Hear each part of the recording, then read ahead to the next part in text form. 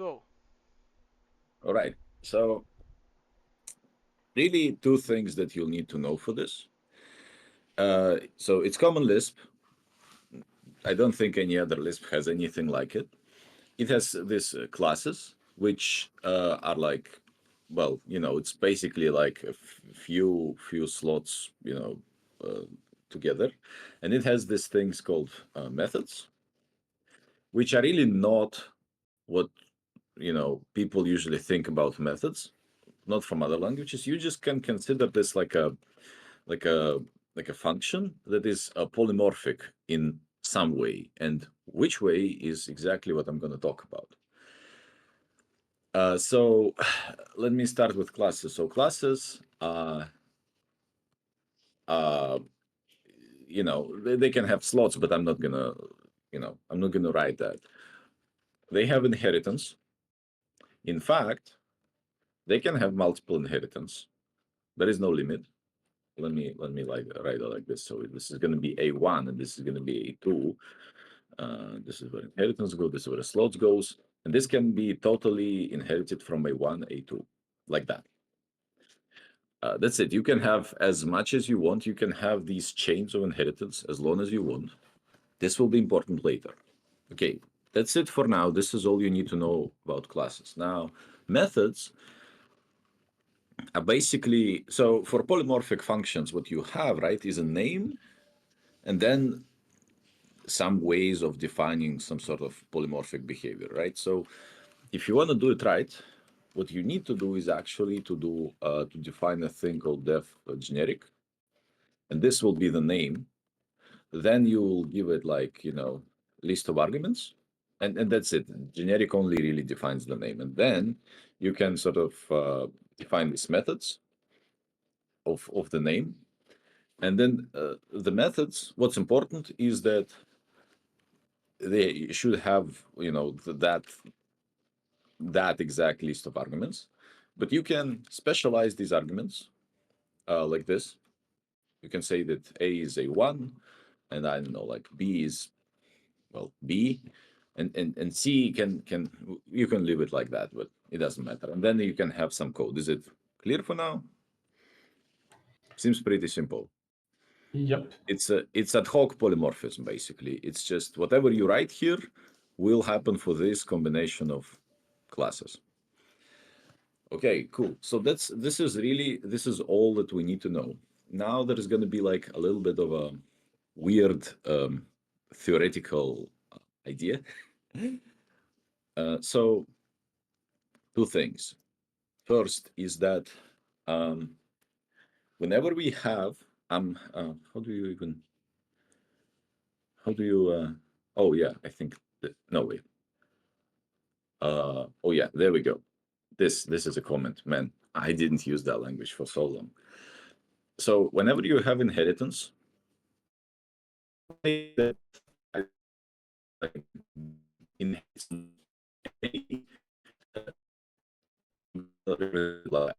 actually no. So let's do Okay, it like that. Marinho, is the You microphone not see working for you?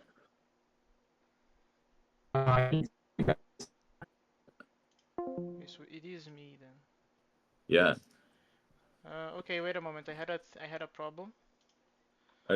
Yeah, I have adjusted a little bit of input sensitivity so that now should be No, fine. but Marinho was also cutting, so probably it was just my Discord going nuts. Can you repeat that last part after you made the comment? The Yeah, semicolon? yeah, yeah. Okay, so I'm just gonna use this weird notation to say that B inherits from A and C inherits from B. Is that fine? Okay, B so the inherits from arrow A? is pointing. Okay, so the arrow is pointing to the parent. Got Yeah, it. yeah, yeah. The arrow is pointing to the parent. Okay, that Now works. we can maybe have multiple parents like this, in which case I'll have to do something like, oh, I don't know, man, like this, you know. Now B inherits from both A1 and A2, right? And then there is C, which I didn't define, but well, you get the idea. Yeah. So in the line 162, when you said that you can specialize that A is going to be A1 and B is going to be B, Is that Yeah. being checked? When is that being checked? This is all runtime. This is all only runtime. Go on. Got it. This is on, yeah. So, and you'll see why, because while this totally can be done at compile time. I mean, it cannot really, because it's a dynamic language, but it could in theory. The craziness that they've made after this, that cannot really be done. I don't know, man. I mean, maybe I don't want to think about it. So anyway, so this is the notation I'm going to use. Now let's look at this. And here is the thing. So say I have um, like an object of a class C, for example. I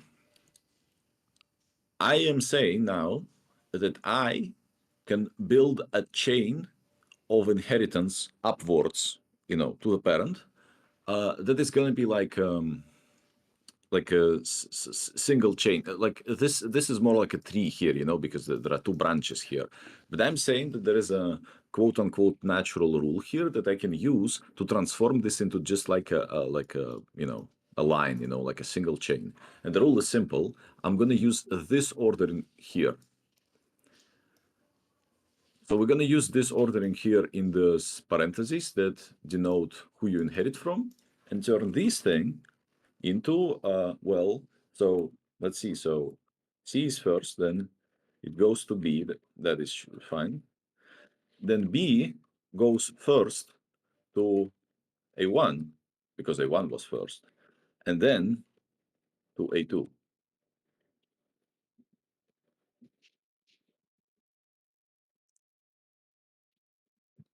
Does this sort of transformation make sense for you? Uh, I gotta say that something feels off. Uh, It's basically, it's just about, okay, so there is this like upwards motion, upwards walk, and how can we make it in order? Well, for cases when there are several branches, we're going to use this order in here.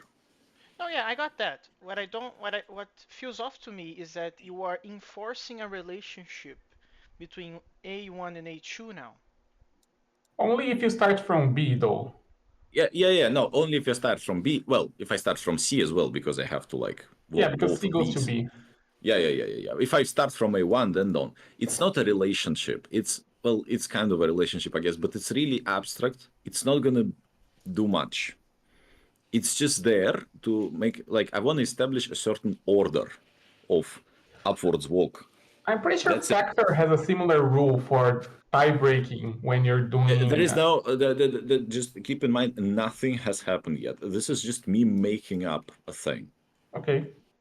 Oh yeah, that is okay. Okay. I just want to make that comment that A1 and A2 initially didn't have any relation, like they were Yep, completely separate. absolutely. And yep, absolutely. That is correct. Um, in fact, just so we're clear, if both A1 and A2 also had like these two branches like this, the way it will happen is that first we'll deal with all the direct ancestors of B, and then we'll go over their direct ancestors in that same order. So first over ancestors of A1 in that order, then over ancestors of A2 in like that order So again. it's a So breadth first yeah, search instead of. it's a BFS where the ordering is this. That's what it is. Exactly. So, okay, so this is important. The other thing that is important is that, look at this method here. Let's actually, let's remove this C because, well, we didn't specialize it, so we don't need it. So this C has these like two classes in specialization. It's A1 and the B. I mean, we can have C with the C, but let's not.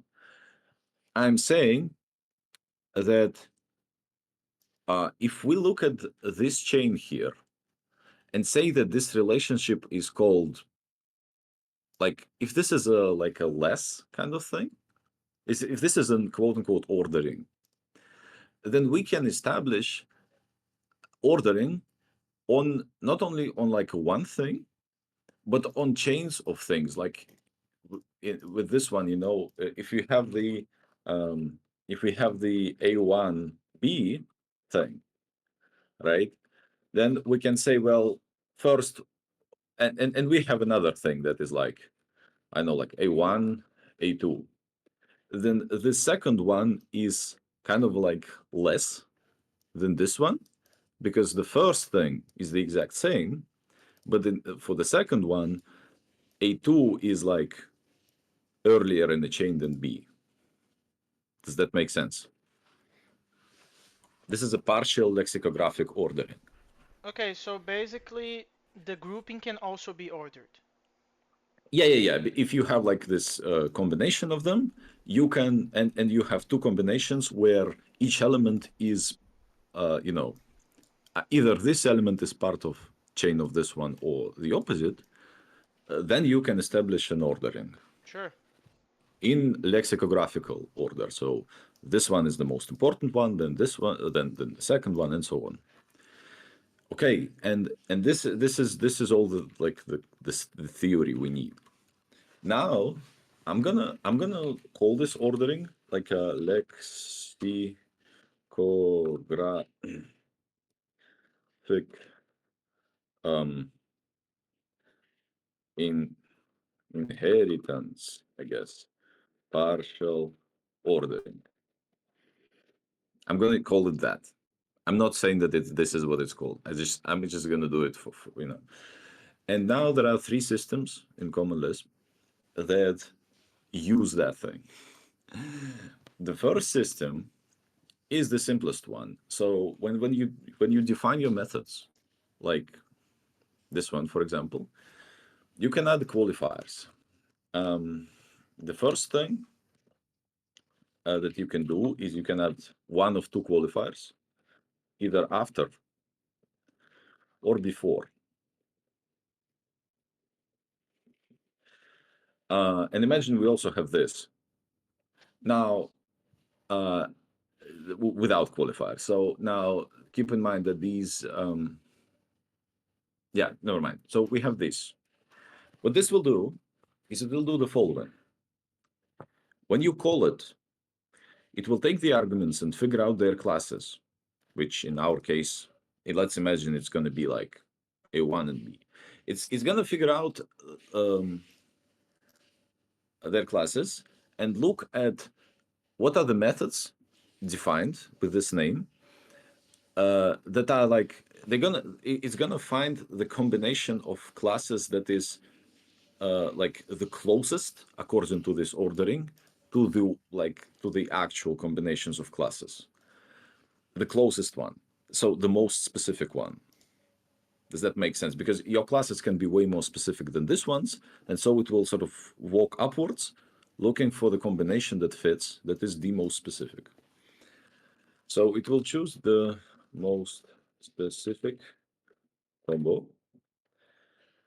and then it will call before methods first on all the methods that have like uh, you know man, how do I say it? It's like it's gonna only look for now at these before methods. Choose the most specific combo applicable from there, call that, discard the return type, choose the next most specific combo applicable from these before, call that, discard the return though, and so on and so forth. At some point, there will be no more before methods applicable, in which case it will remember this primary method, call that. It will be just a single call to the most specific applicable. I have a question. And, yep, So when you're talking about calling the before ones, the before method ones, yep. why are we going to be doing many calls? Let's imagine that we have the specific combo A1 and B. We don't Mhm. like the closest is actually it. We don't actually have something like I don't know, an A2 and a C or whatever. We actually have the combo A1 and B. Yeah. Why But don't you we could also have, go on? but you could also have something like this. Oops. Well, you get what I want to say. Yeah, no, I understand that. But what I don't understand Yes. is Uh-huh. if why do we need to keep calling them if we manage to find the one? That is precisely No, what we no, no. want. So this is a long way to. This is the system that they've made. Please don't ask me why. I mean, I can explain. So for this one, I can maybe explain what they wanted to achieve, kinda, but Okay, okay, for okay. for yeah, Okay, that's for fine. the That's other fine. one, Let's go. Let's go. yeah. It slightly So surprises me actually that you don't need to call the call next method function to do this with before methods, but okay. no, no, no. Call next method is going to be the other system. Don't worry about it. So it first it would basically call this first, then this. Then it finds out there is nothing else that is applicable from before's. Then it calls the primary one, only like the best applicable. Then it remembers about the after methods and calls them, but in the reverse order. So the least specific combo first, then more specific, then more specific. So it sort of walks upwards, calls the primary one, then walks downwards. Does that make sense? All only like, so what is returned? This. Whatever this returns, whatever the primary one returns, this is what is returned. All these guys either side effect or do nothing. Well, I'm not gonna say it makes sense, but I got it. Yeah, well, you don't have to like find the application for this, but uh, do you understand the theoretical concept? Like, how is it? Um, how does it work? Not why, but how. I got it. I got it. Yeah. Okay. Cool. So the way, like, why would you do this? Well, if you imagine, if you imagine that this is only for one class, if you don't expect, more specializations, then you can maybe think of class initialization, where you want to initialize the parent first, then the child, then the child of the child, and so on. This is where after methods could be good. This is what they're used for, actually, you know, that kind of thing. But, well, that's about as much as I want to say it. So this is the system number one, the least crazy one. Let's upgrade it. System number two includes another tag called around. I know that one. Yeah. So when you have this around method, you can define it. This is all default. This is all built in. When you have this around method, you can do the following. You can define a few around methods in addition to these guys. In which case, whenever you call foo, the following happens. First, again, it finds the most specific first. It finds the most specific around method first and calls that.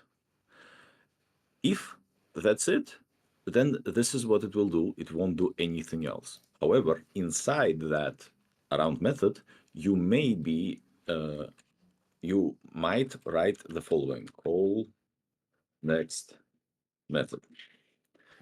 If you do that, then at the call of this weird function, it will call the next applicable around method, so less specific. In that less specific around method, you can still totally call next method, and it will call the next applicable around method. At some point, you might sort of run out of around methods, in which case call next method will call the primary method if it is defined. If it is not defined, and if at any point you call next method inside any of these around methods and there is nothing else, this will be a runtime error. But, well, if you don't, then it will sort of create this chain call of around methods to the primary one.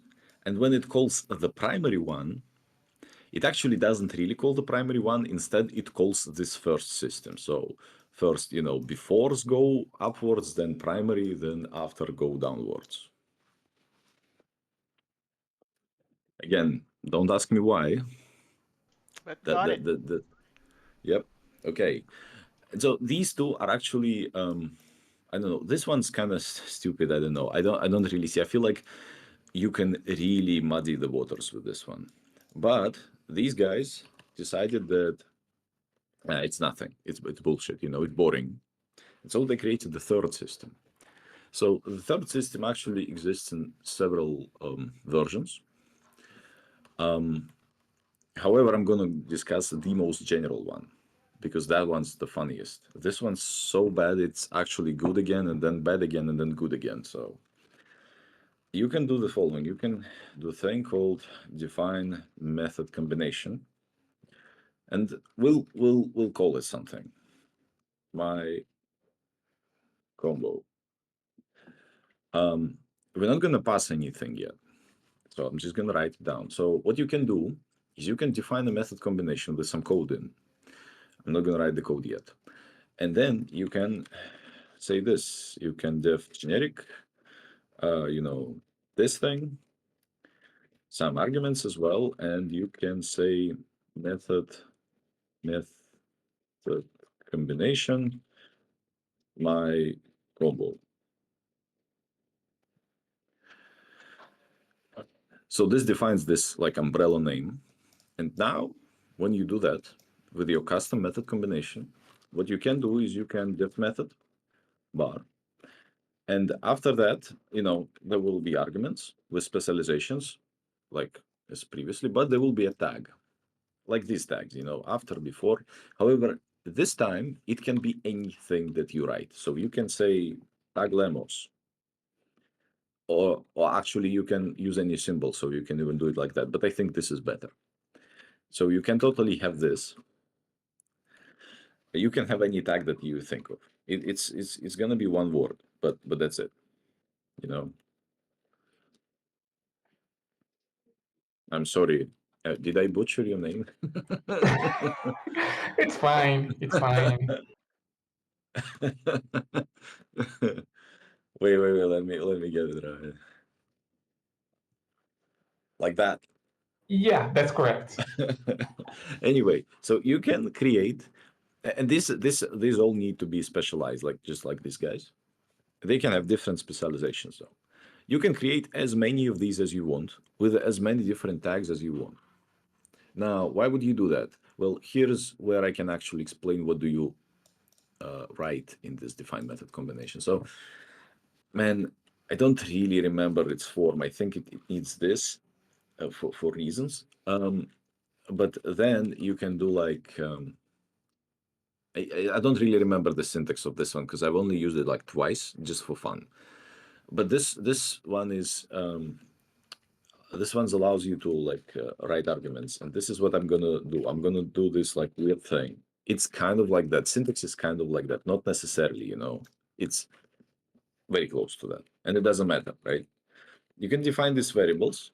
Probably a good idea to just call them the same as tags, and you can have as many of these as you want here. And now there is a body. So what is the body? So this define method combination actually wants you to define a macro, and then it sort of behaves um, exactly as a regular common Lisp macro. You can generate any code that you like, any code. However, what are your variables? What is available to you? Well, these guys are available. And what are these guys? These guys are lists of method calls. And by the way, in here you can say something like order, you can say most specific first, or you can say, order most specific last, you know. And these are the lists of like applicable methods, not just all of them, but only the applicable ones.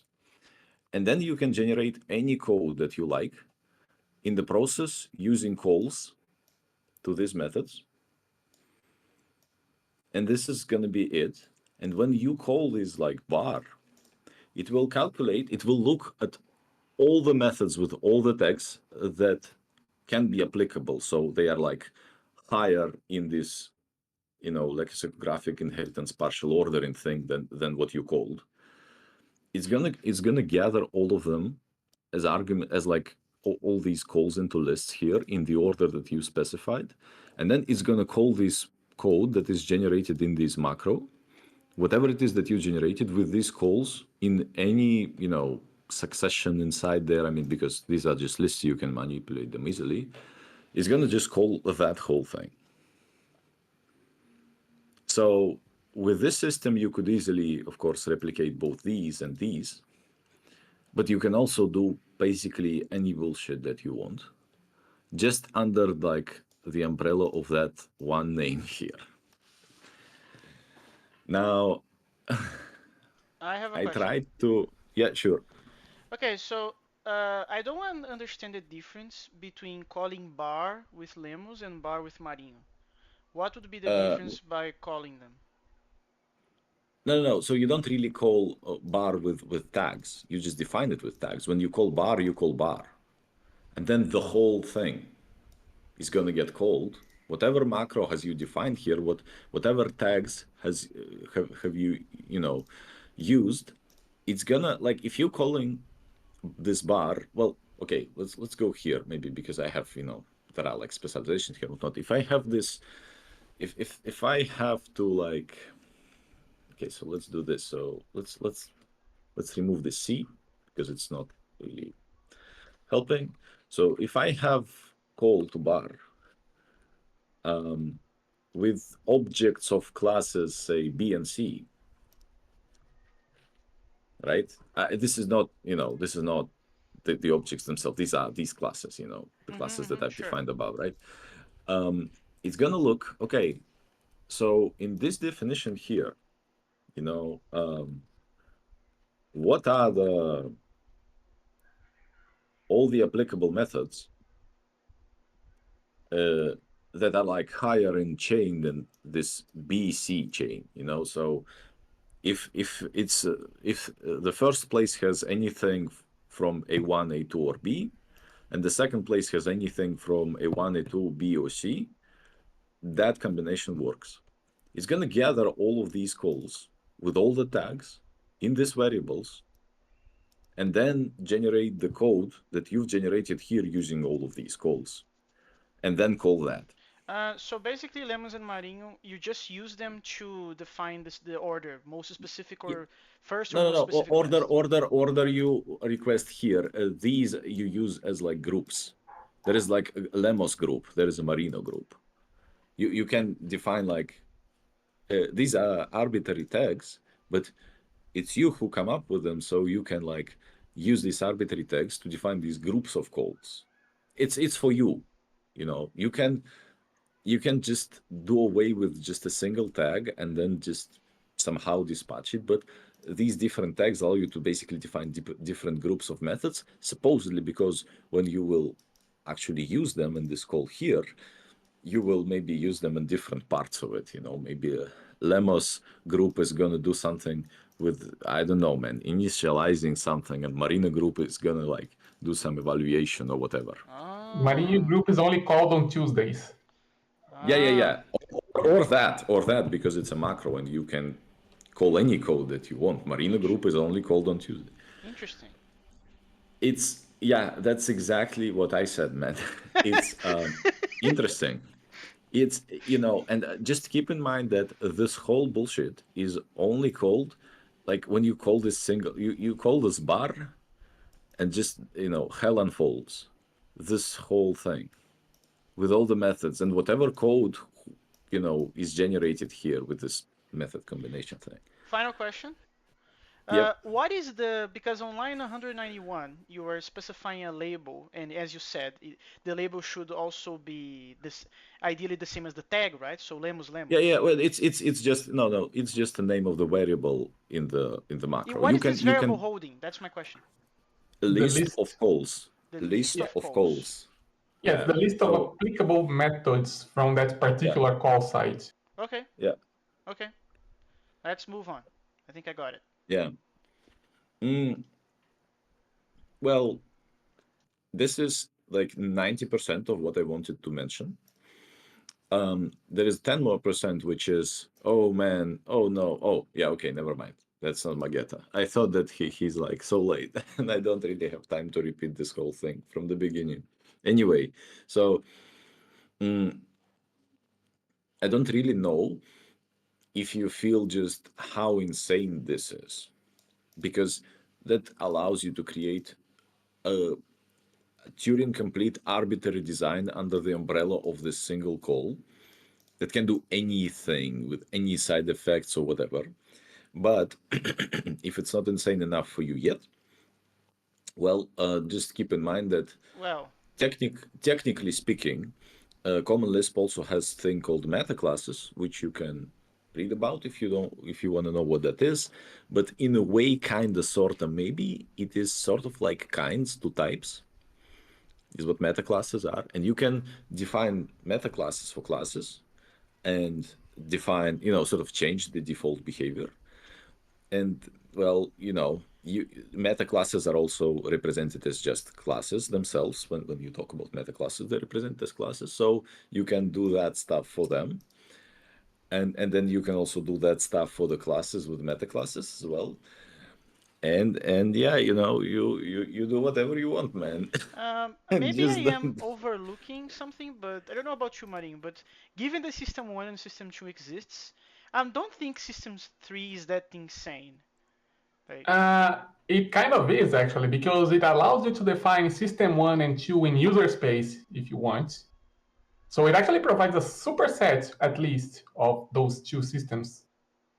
no, no, no, Yeah, no. but But that, also, well, Commander said that already. You can implement 1 and 2 using 3, right? mhm. That's Yeah, fine. But absolutely.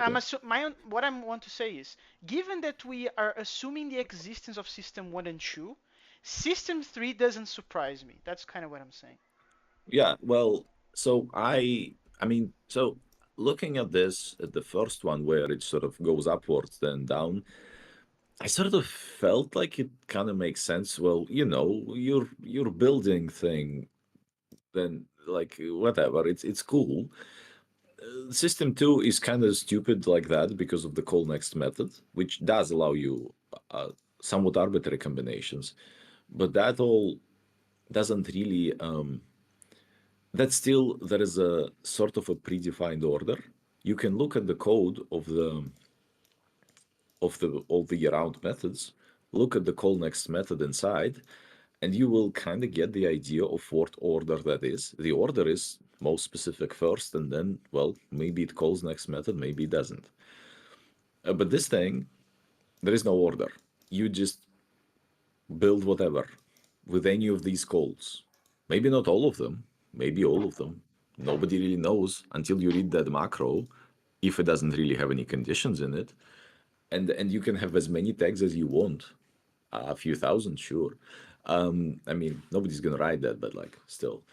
And yeah, it's not that the system is insane in the sense that, oh, I mean, I get how they sort of came up with it, right? They've built this first one, then decided to generalize it in the second one, and then somebody said, well, how about we just give them the tool that we used, kinda, or at least some sort of API for that tool.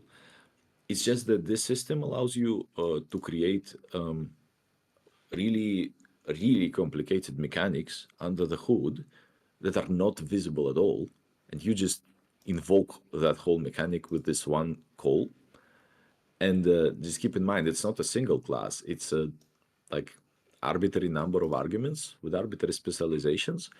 I spent a significant amount of time, I think like an hour in total at least, just when I learned it, trying to come up with a single use where all the features would be used of this third one. Like, I want to like use multiple classes. I want to have non-trivial multiple inheritance chains of some significant length, say 3 or 4, and then I want to come up with a way, like with a method combination thing, and a generic function that this is going to be useful somehow, and I couldn't. I don't know, man. It seems so powerful, and yet it doesn't really do anything because whatever I was thinking about, I'm like, okay, maybe I can do this. No, but you can do this nicely with normal functions. It's going to be beautiful and readable. It will have more than one like function call, but it also makes sense because different functions do different things, and you don't really want to unite the whole thing under one name. so I couldn't really come up with a single use for it. And I even asked people then, and they said, well, maybe like for parsing, for evaluation, for something like that, maybe. But well, yeah, they didn't really come up with any interesting example of it. So I don't know. It's just it's this crazy thing that, well, they've made it, and it's Huh. beautiful but also horrifying in a way. It's one of those because I can things, right? Yeah. It's exactly, it's not even because I can, but oh, I actually cannot, but let me try real hard until I can, and then it will be because I can. Like I mean, I swear to God, man, this system, you see this? This is a part of the standard, man. So anybody who wants to make their own Common Lisp compiler, they have to make, they have to implement that system. That just that does make it harder. Like it is non-trivial. But they still added it, and it's like, no, it's important, it's there, it's, yeah, no, Okay, you so should, we should have it totally. thinking about use cases of that, that's kind of hard, not gonna lie. It is, man. Don't worry about it. I would be really glad if, if we Hmm. at some point, like, if you just come up with a way, and just in case, like, absolutely, you can come up, like, use case for this, really simple class Yeah, the initialization. initialization. That's, That's exactly what you yeah, said. yeah, yeah. That's like simple. And well, this one's maybe, I mean, The Common Lisp reader actually allows, it has some around methods that you can use for customization of the reader as well. So yeah. So around methods are also like fine, because you can also do initialization, but more specific, and Yeah, you you can have error control earlier. using the call next Yeah, method, yeah. right? You can error earlier with the call next method and stop, the chain to not lose some state. So, you can do stuff. But what I mean when I say using this system, I mean using every aspect of it. So multiple classes, non-trivial inheritance chain, probably multiple inheritance as well, several tags, several different tags, and then combining that all, and I still wanted somehow to make sense in the end. That I couldn't achieve that. I'm having a Uh, hard time figuring out what would I use the Lemos and Marinho calls for. What do I mhm. use that for? Mm, well, it's like, thinking about it, like maybe you want your function, well, you want your generic thing to have sort of different component. Well, the hardest thing for me is not the tags, but this weird use of inheritance. It is weird, I'm not gonna lie, man, because this upwards walk for each argument is really specific, and it's not exactly how anybody told me or taught me to think about inheritance. They're using this not as a, like, the usual stupid inheritance example is like, oh, you have an animal, but then you inherit dog from animal, that kind of thing, right? But here it's gonna take the dog first, then the animal. Like, what? It's almost like they use an inheritance not as a, like, inheritance thing. Well, there is a parent and a child, but more like just arbitrary ordering thing. Just just a way to order objects somehow in a BFSC like manner, and coming up with a, like, a number of class definitions where this order of inheritance somehow makes sense for this thing. That was either, I am, like, yeah, I don't I just don't really, with one argument and a single inheritance, so like a single parent, a single child, and that's it. Maybe if you want to, like, have a function, have a method that can, like, cache stuff, you want to have like a auto caching thing, then yeah, that's simple. You can have a parent class with cache, and, well, there are ways. But if you want multiple arguments with long inheritance chains, no, I don't. I have no idea, man. My head hurts just thinking Yeah. about it. there's something that bothers me profoundly about System 1, actually. Yeah, what's that? after methods prevent you from having proper tail calls in some cases. Of course, you would say that. Dude, dude. Uh, doesn't that same thing bother you about this one? Just, Uh, just wondering. I mean, kinda. It's even crazier, right? But Yeah. No, yeah, so methods are really slow, specifically because keep in mind all of this, everything that I told you is only gonna happen at runtime, period. So all of the dispatch, all of the figuring out of who is like the next, you know, uh, number of classes, who is the next set of classes in the chain, all of this shit is only gonna happen at runtime. If you write a lot here, you can imagine just how slow. So it's not you're not putting any of that in any sort of not just hot loop, in any sort of loop whatsoever. You're calling this is a whole like program in itself. So yeah, tail calls, absolutely not. But also, that's really not what it is about. Like it's like a one thing.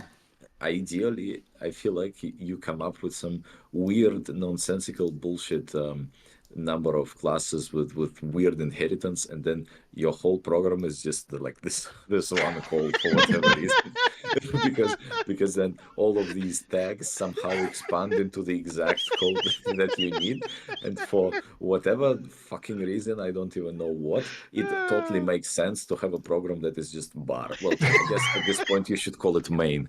I don't know. That This was this good. should That be was very called good.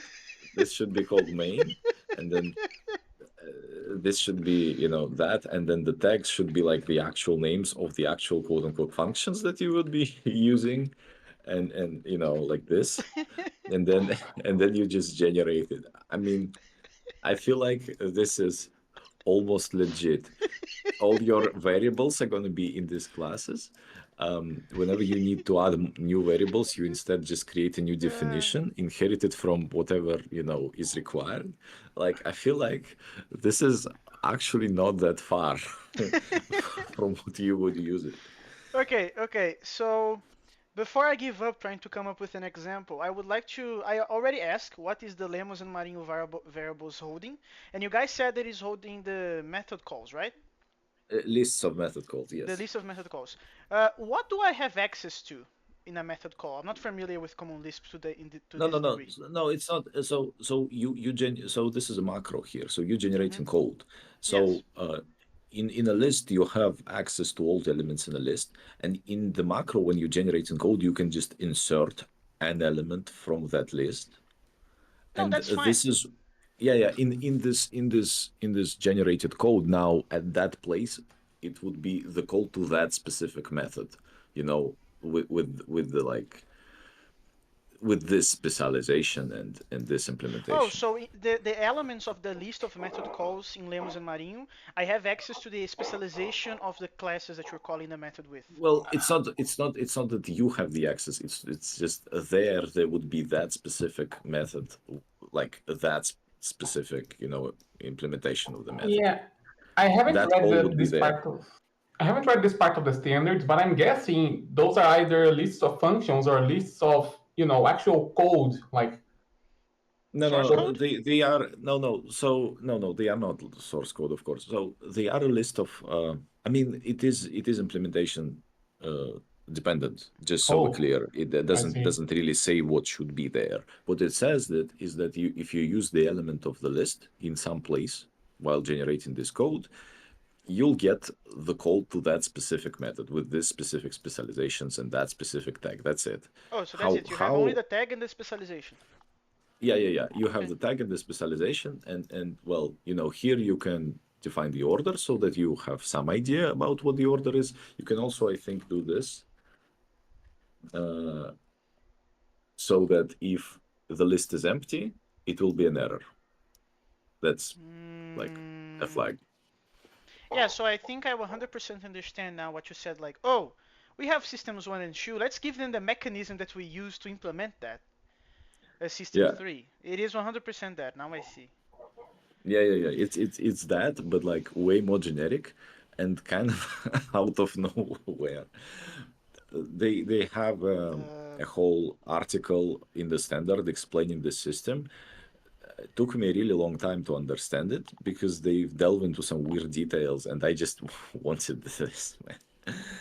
So that's the system. I'm gonna copy paste this whole thing just in case, and I'm gonna post it in the channel just so you know I have it. We have it as a reference. Can I do it like this? Oh, there we go. I can. Cool. So well, that is that. This is the last crazy thing that I've learned about Common Lisp before I guess, stopped caring that much. Um, because this is characterizing the language really well, in my opinion. This is exactly what Marino said. So notice how he is like, "Oh man, but this thing here prevents TCOs or something, right?" And that is, and there's like, "Oh, of course you say that. It's kind of stupid, right? Because this already does not look like anything about performance or anything like that." But it gives you this weird take on flexibility, but that's not really the flexibility you need. I guess maybe this is the flexibility we deserve. I don't know, man. I'm not that big. I'm not that big on quotes, but I like this one from that movie. yeah, this It is gives you very. this. It fits very well with like this is. We can feel it. It's powerful. It's emanating power. But I just don't know Yeah, how to use it. yeah, and it's really you totally cannot use it for any. I mean, okay, so I don't know, but I cannot use it for anything that I care about in the slightest, man. In this whole like world of building compilers, optimizing the language or whatnot, this thing is kind of useless. It's because it's so high level. It's incredibly high level, and it's like, okay, so and I mean, so I don't care about it, but also looking at how people just like work in companies and stuff, I know that this is a disaster, man, because some guy makes this shit and then he's like, hey guys, I came up with an interface. Now whenever you need to like extend it, you just like write a single method with this specific tag and you have extended it and everybody's great. Then this guy leaves and then they're like, oh, actually, know what, we have changed the interface significantly, we need to change his framework. And then they have this, they're like, fuck man, I want to switch to Python. And that does make sense because nobody will be able to figure out what the hell is going on here and why. And I mean, that is extremely optimistic scenario because it assumes that his framework works well and everybody understands it in the first place, which is not going to be the case. So, it's really powerful, really useless. And I'm like, yeah, no, man, that's kind of like how a lot of stuff in this language is looking. And so yeah, I'll switch to something that, yeah, that is maybe less powerful or whatever, but it's actually can be used. uh, Okay, so yeah, so there is that. there is that. That's the last crazy bullshit about Common Lisp. There we go. So Marinho, have you cooked anything? I guess there's something else other than after methods preventing proper tail calls. Because this whole thing happens at runtime, everything is deeply mutable in a way that It you can't is. avoid. Man, it is way more muted. Well, so Lemos, I don't know if he knows this, but you should know that Common Lisp allows you to like, when there is an exception called condition here, you can create a restart wrapper around it. It allows you to like automatically mutate some of the variables when the exception happens and say that, well, continue the execution with this new value that I just gave you at runtime. Oh, It's like an automatic system. that sounds very cursed. Man, everything again, right? It fits the narrative perfectly, really powerful. You can also replace a function, just so you know. You can write a new function right there in this exception, like, window, and say, okay, I rewrote that function, use that now. Very powerful. I don't want to deal with it, and I don't want to deal with a system that uses this, but like, yeah, power. E. is for power. So yeah, so this is way more mutable than you'd think, and of course, this thing just fits the general sort of ideology of the language. And that's why my standardized Lisp of choice is Scheme and not Common Lisp. Yeah, no. So Scheme is like much simpler, much more basic and whatnot. And I'm not a big fan because I don't really care for that. But yeah, I understand that at least it gets you away from this craziness. At least you admitted it's craziness. That's progress, right there. Yeah, yeah. Uh, Um, it's just that like I don't know. I wanted to say goodbye to Common Lisp in a way, and I could say, oh, fuck that language, but I don't wanna. And I could say, oh, what a great language, but I'm just moving on. But that's kind of stupid. Like, why am I moving on? So this is my way to say goodbye, to tell you about this. Very fitting. Very Yep. fitting. Yeah, that's what I came up with.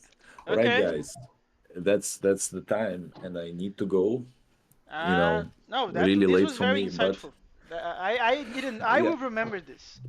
I will yeah, remember yeah, this. This is going straight up to my catalog of like weird yeah, Common Lisp things that I ever seen. Yeah, I knew about 1 and 2 from reading on Lisp. I wasn't quite aware of 3, and yeah. I'm glad that I Not not am, but at the same time, I don't want to touch that. Yeah, not many people are. Not many people are aware of this, but I'm spreading awareness for better or worse. Okay.